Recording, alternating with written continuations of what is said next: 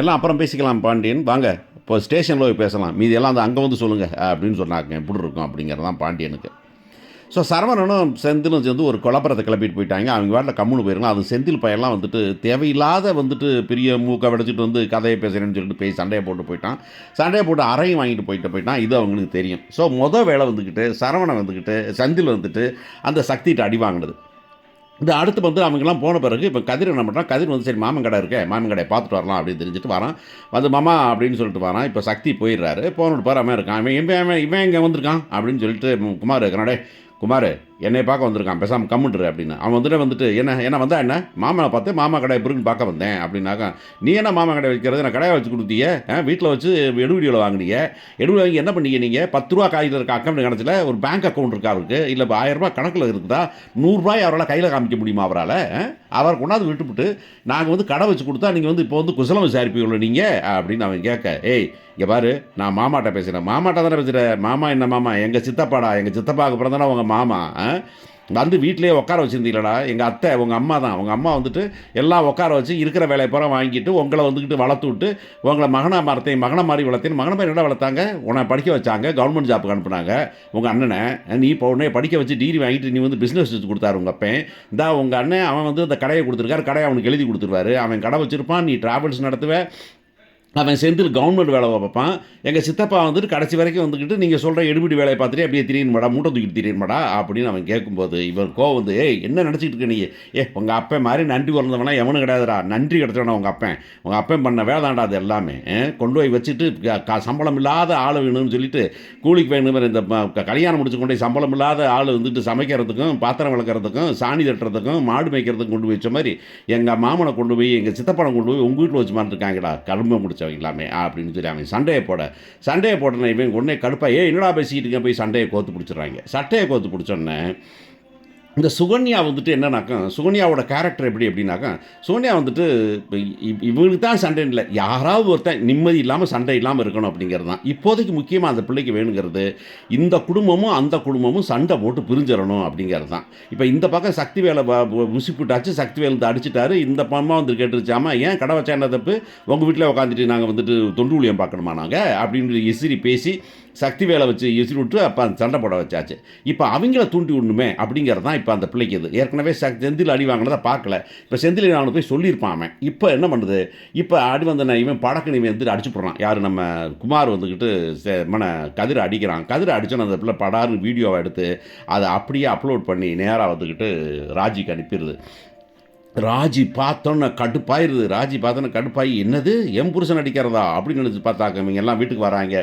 வீட்டுக்கு வந்தாக்க குமார் ஃபேமிலிலாம் வர, குமாரை போய் இந்த பிள்ளை சட்டையை கொத்து பிடிச்சிருது. என்ன தைரியம் இருந்தால் என் வீட்டுக்கு அவர் வந்து கதிரை வந்து நீ கையை நீட்டி அனுப்பு அப்படின்னாக்க, ஏய் அவன் என்ன பேசினான்னு தெரியுமா, அவன் என்ன பேசினா என்ன, நீ கை அடிச்சுப்பியா நீ அப்படின்னு அவன் பேச உடனே வந்துக்கிட்டு இந்த பக்கமாக வந்துட்டு மயில் வந்துட்டு, ஆமாம் இவன் வந்துட்டு பிற அடிச்சிருக்கான், கதிர் அடிச்சிருக்கிறான், இவங்க அப்பா வந்துக்கிட்டு செந்தில் அடிச்சிருக்காங்களான்னு கோமதி கடுப்பாயினது, செந்தில் அடிச்சிருக்காங்களான்னு, ஆமாம் செந்தில் அடிச்சிருக்காங்க. அப்போதைக்கு இவர் வந்துடுறாரு, நம்ம இவர் பாண்டியன் வந்து என்னம்மா சொல்கிறேன்னா, ஆமாம் செந்தில் அடிச்சிட்டாங்க. இப்போ வந்துட்டு ஏன்னா செந்தில் சரவணன் போயிருக்காங்க, செந்தில் அடிச்சுட்டாரான் அவர். இப்போ கதிர் போய் கடையை பார்க்க போயிருக்கான். ஏன்னா மாமேங்கிற முறையில் மாமே எப்படி கடை வச்சிருக்காருன்னு பார்க்க போயிருக்காங்க. பார்க்க போனதுக்கு வந்து அடிச்சுட்டாங்களாம் அவங்க அப்படின்னு ஒன்று. இவர் ஒன்றே கடுப்பாக என்னடா பண்ணுறீங்கன்னு சொல்ல கடைசியில் ராஜியை வம்படியாக இழுத்து வாமா போகலாம் அப்படின்னு சொல்லி எல்லாம் பிரித்து கூட்டு வந்துடுறாங்க அப்படிங்கிறத பார்க்குறோம். பிரித்து கூட்டு வந்துருப்பார். இவங்க எல்லாம் கடுப்பாயிடுறாங்க. இப்போ 3 பேர் இருக்காங்க, முன்னுக்கு 4 பேர், இப்போ 3 பேர் தானே. சரவணன் செந்தில் எல்லாம் வந்துட்டு இப்போ மீனா இங்கேயே இருக்கிறாங்க வம்புக்கு. உடனே என்ன பண்ணுறான், சரவணன் வந்துட்டு செந்தில் வந்துட்டு கதிரையும் சரவணன் நீங்கள் வாங்க நம்ம வீட்டுக்கு போகலாம் அப்படின்னு வீட்டுக்கு கூப்பிட்டு போகிறான். வீட்டுக்கு கூப்பிட்டு போய் 3 பேரும் கடுப்பாகிறாங்க, இந்த மாமா எப்படி பண்ணிட்டார், இந்த மாமா அப்படி பண்ணிட்டார். அப்போ கூட வந்துட்டு இல்லை மாமா பண்ணல, அவங்க தண்ணி தான் டே மாமா இருக்கும்போது தான் அடித்தான், எனக்கு இன்னும் சும்மா பேசிட்டு இருக்காதரா கதிர் அப்படின்னு சொல்லிட்டு இவங்க உடனே கதிர் வந்துட்டு, இங்கே பாரு அப்பா மானம் போயிருக்குது, அப்பாவோட பொழப்ப கெடுத்துருக்கான், வேணேனாலும் துரோகம் பண்ணியிருக்கிறான், நம்ம கூட இருந்தே படிச்சுட்டு குடி பறிச்சிருக்கிறான், அவனை சும்மா விடுறதாடா நம்ம, வாடா என்னமோ ஒன்று பண்ணுற வச்சுட்டு ஒரு பீரை போட்டுறாங்க. பீரை போட்டு எல்லாம் உசுப்பேற்று செந்தில் தான் செமத்தியாக உசுப்பேற்றுறாங்க. உசுப்பேற்றுனே சரி இப்போ நான் ஒரு இடத்துக்கு போகிறேன், கிளம்புங்க, எனக்கு எங்கே போகிறேன் வாங்க போகலாம், நீங்கள் ஒரு பைக்கிற இடம் பைக்கிடுறா அப்படி பைக்கில் கிளம்பி போகிறாங்க. கிளம்பி போய் கடையில் போய் நம்ம பேங்க் கடையை போய் அடிச்சு உடச்சிட்டாங்க. யார் கடையை, நம்ம பழனி கடையை அடித்து உடச்சி தூக்கி போட்டுட்டு அவங்க பாட்டில் கிளம்பி வந்துடுறாங்க. கிளம்பி வந்து வீட்டுக்கு வந்துடுறாங்க. வீட்டுக்கு வந்து இருப்பார். அவங்க போய் அங்கே படுத்து தூங்கிடுறாங்க. காலைல கடை திறக்க போகிறாங்க. கடை திறக்க போனால் கடை ஒரே கலாபம் நடக்குது. உடனே வந்துட்டு பழனி பார்க்குறான், குமார் பார்க்குறான், சக்தியை பார்க்குறாரு. சக்திவேல் பார்த்துட்டு இவங்க பண்ணதெல்லாம் இதான்டா அப்படின்னு சொல்லிட்டு உடனே போலீஸ் ஸ்டேஷனுக்கு போயிடுறாங்க. போலீஸ் ஸ்டேஷனில் கேஸ் கொடுக்குறாங்க. என்னன்னா புதுசாக கடை வச்சேன் சார், அதை வந்து இது பண்ணிட்டு இருக்காங்க. யார் பண்ணதுன்னா அவன் தான். ஏப்பா இவரே அந்த கடையில் தான் இப்போ வேலை பார்த்தாரு. வேலை பார்த்தாரு சார். இப்போ கடை வச்சு அவருக்கு பிடிக்கல. நேற்றைக்கு சாயந்தரம் வீட்டில் வந்து ஒரு சின்ன பிரச்சனை வச்சுட்டு சொன்னான், நீ எப்படி கடை நடத்துகிற அந்த ஏரியாவும் பார்க்குறேன்னு சொன்னான். அப்போ பாருங்க சார், கேளுங்க அந்த ஊரில் யாரும். அப்போ நேற்றுக்கு தான் அவர் சொன்னார்ல, நீ எப்படி கடை நடத்துகிற, எப்படி பொழப்பு நடத்துறேன்னு பார்த்துறேன்டா அப்படின்னு சொன்னார்ல. இதெல்லாம் பண்ணது யாருனாக்கா பயலில் வச்சு தூண்டி விட்டு பண்ணது வந்துக்கிட்டு நம்ம பாண்டியன் தான் சார் அப்படின்னு ஒன்று. இல்லைங்க அது என்னன்னு கேட்போம். பாண்டியன் தான் சார் பண்ணது, கேளுங்க எல்லாத்தையும் கேளுங்க அப்படின்னு ஒன்று. நேராக வந்து பாண்டியனை போகிறாங்க. பாண்டியன் வந்து என்ன சார் என்ன விஷயம் அப்படிங்கிற கடையில், என்னது கிளம்புங்க போகலாம் ஸ்டேஷனுக்கா சார், என்ன சார் பண்ணிட்டீங்க நீங்கள், என்ன நம்ம சீரியலில் மட்டும் தான் அது நடக்கும் தெரியுமா சார், எங்கள் அப்பா உண்மையே தெரியாது சார், எங்கள் அப்பா ஒன்றுமே பண்ணல சார், அவருக்கு உண்மையே தெரியாது சார், சார் விட்டுட்டு போங்க சார், ரொம்ப நல்லவர் சார் அப்படின்னா இல்லையா, அந்த வசனத்தை சொல்லுவாங்க வழக்கமாக போலீஸ் ஸ்டேஷனை. அவர் நல்லவர், நீ சர்டிஃபிகேட் கொடுத்து கையெழுத்து போட்டினாக்க 10 ரூபா பத்திரம் அதில் கையெழுத்து போட்டு கொடுத்தீங்கன்னா உடனே விட்டுருவாங்களா, அது எப்படிப்பா சீரியலில் மட்டும் இப்படி சொல்கிறீங்க அப்படின்னு சொல்ல வேண்டியிருக்கும். இதை நேர்மையாகவே நார்மலாகவே சொல்லுவானா கூட இதை ஒருத்தர் சொல்லுவாங்க 67 சார் விட்டு போங்க சார் அப்படின்னு சொல்லிட்டு, அப்படிலாம் கேஸ் கொடுத்ததை விட்டுட்டு போக முடியுமா அப்படிங்கிறது தான் விஷயம்.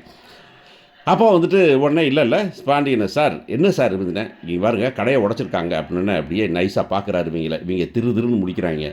உடனே சார் நாங்கள் தான் சார் அதை பண்ணோம் அப்படின்னு செந்தில் தான் பெல்லையே சரவணே சார் நாங்கள் தான் சார் பண்ணேன், நீங்கள் வந்துங்க சார் உங்கள் மேலாம் கம்ப்ளைண்ட் இல்லைங்க, உங்கள் மேலே தான் இருக்குது, சரி நீங்களும் அடைச்சிக்கிறீங்களா, நீங்களும் வாங்க போகலாம், நேற்று உங்கள் அப்பா தான் பேசியிருக்காருல எல்லாம் ஊரில் தான் சொல்கிறாங்க, நீ தான் அவர் தான் சொல்லியிருக்க அந்த ஏரியாவில் போய் கடன் நடத்துகிற பார்த்துன்னு சொல்லியிருக்கிறார் அவர், அதனால் பிடிச்சிட்டு போகிறோம், நீங்கள் வரியா நீ வா உனக்கு கூப்பிட்டு போகலாம், ஒன்றும் பிரச்சனை இல்லை, யாருமா கடை பார்த்துக்கிறீங்க அப்படின்னு கேட்டாக்கா. கடார்னு எல்லாம் ஒதுங்கி நிற்க, மயில் வாயில் கை வச்சு நிற்க ஜெயிலுக்கு கூப்பிட்டு போயிடுறாங்க. கூட்டு கொண்டு ஸ்டேஷனில் வச்சிடுறாங்க. உடனே வந்துட்டு கதிர் வக்கீலை கூப்பிட்டு கிளம்பி போகிறான்.